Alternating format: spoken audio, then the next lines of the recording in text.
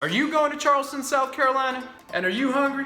Well, that's good, because I do declare that this is my guide to the best restaurants and places to eat in Charleston, South Carolina. How's it going, guys? This is Mitchell from Mitchell Travels, and I'm coming to you from my new home in Los Angeles, California. I live here now.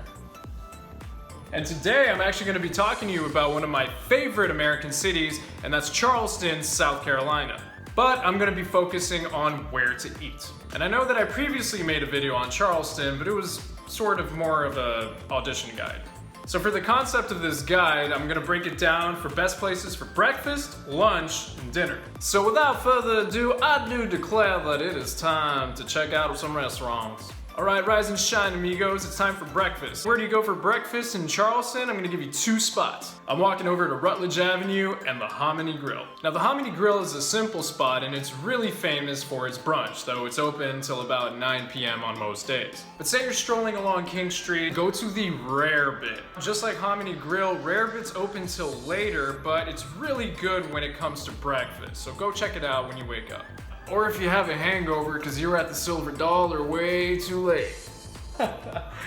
Yeah, the Silver Dollar on King Street. Good times.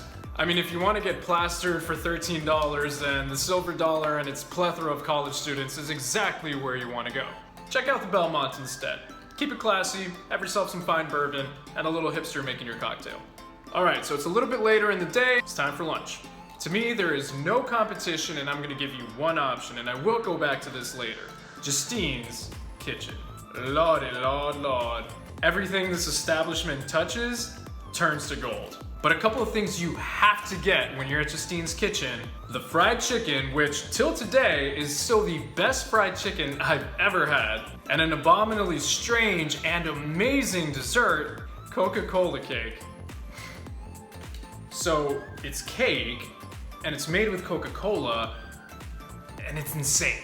And I don't even like desserts. Okay, so you just stuffed your stomach with some awesome southern food, so where are you gonna go to burn it off? Check out some Charleston history, some gentleman's history, and check out some very nice plantations. Specifically, Boone Plantation and Magnolia Plantation and Gardens. Now, these two plantations offer different settings. It's really depending upon what you want to see. Magnolia is all about its impressive gardens, which go on for acres and acres and acres, and Boone Hall is about its legendary, endless, Gone with the Wind-esque entrance, as well as its beautiful home. Alrighty guys, we've reached the final course. It's dinner time, baby. Now, because I'm a nice guy, can you believe that?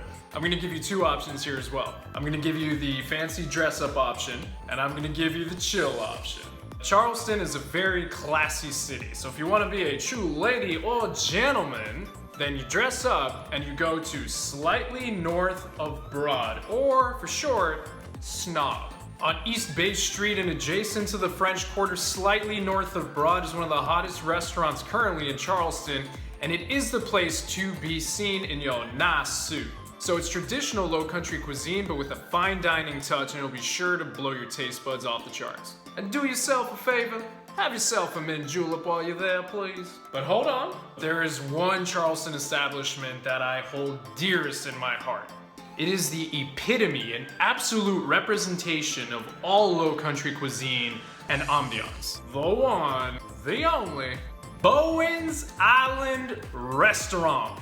Nestled in the James Island estuaries, Bowens Island Restaurant offers very simple, low country cuisine and fare, but it's all about the views. All about that authentic low country experience. You remember Justine's Kitchen, right? Well, in my humble opinion, if you're solely going on the menu and food options, then Justine's, in my opinion, is the best restaurant in Charleston, hands down.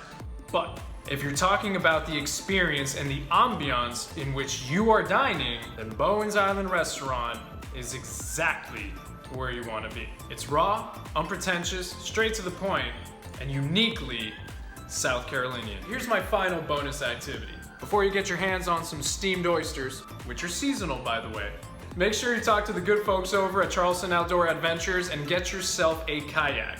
Kayak along the beautiful estuaries of James Island. It's an awesome sight to see. Really worth the experience. Well, there you have it. You can't go hungry in Charleston. Well, I mean, you could be an idiot and not listen to anything I said. So guys, remember, if you like what you saw or have seen, don't forget to hit that big fat like button and also to subscribe right below. And if you can't get enough of this pretty face, don't forget to follow me on Instagram, Twitter, and Facebook.